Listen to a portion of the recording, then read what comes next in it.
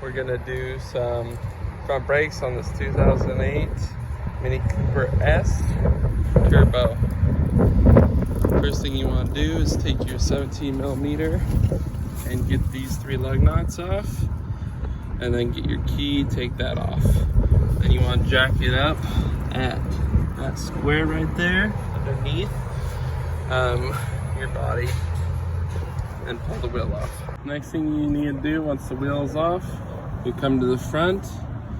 You can take like a tool like this, small pin like, and you'll see a pin up there. You stick it in there and tap it. And you see this pin's not out yet.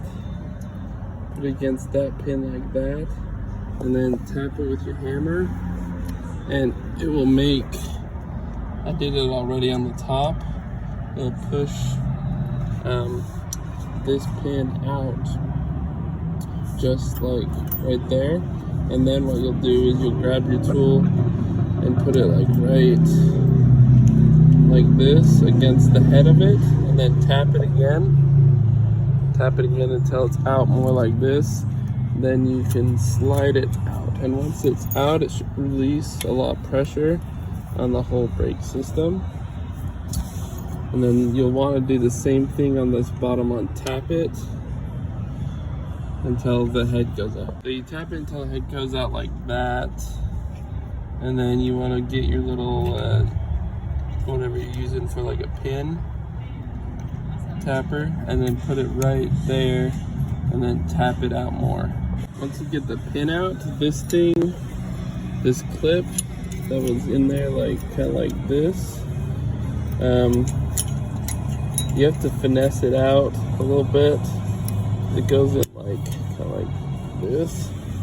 Then you have to basically like to get this corner up and out, and then slide it out kind of like that.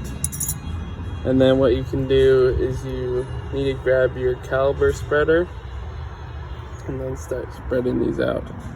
Once you get the pin and everything out, you want to keep the old pads in and kind of press against them with 2 flatheads to suck in these cylinders, the pistons.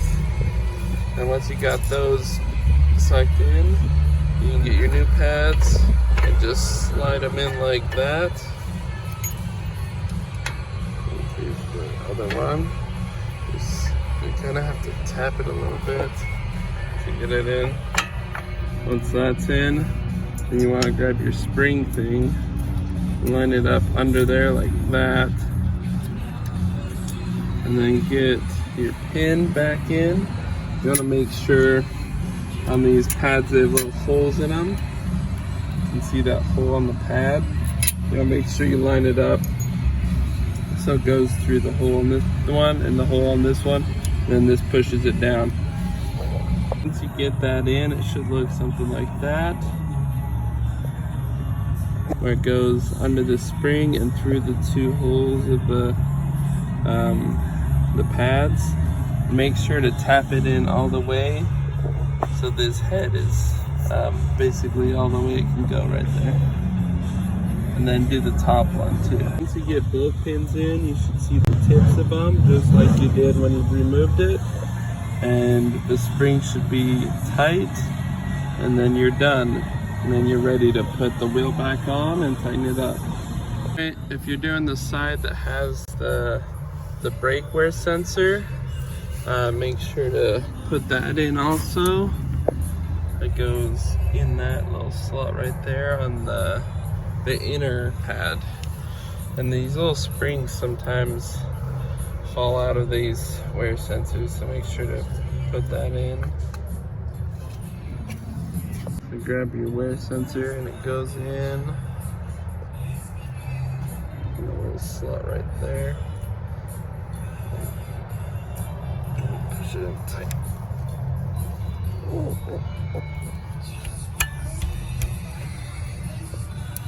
There. Very good. And then you're ready to put the wheel on. And once you line it up good, you want to use the socket and just hand thread it in. And just at least 4 or 5 turns. before using the impact gun. And then do all 4 hand tight, and then tighten it, torque down with your either impact and then your torque wrench, or just hand tighten it and then torque it down. You get torqued down and stuff, then you can go pump the brakes before you drive it. Once you're done with the brakes, you want to get in before driving it at all.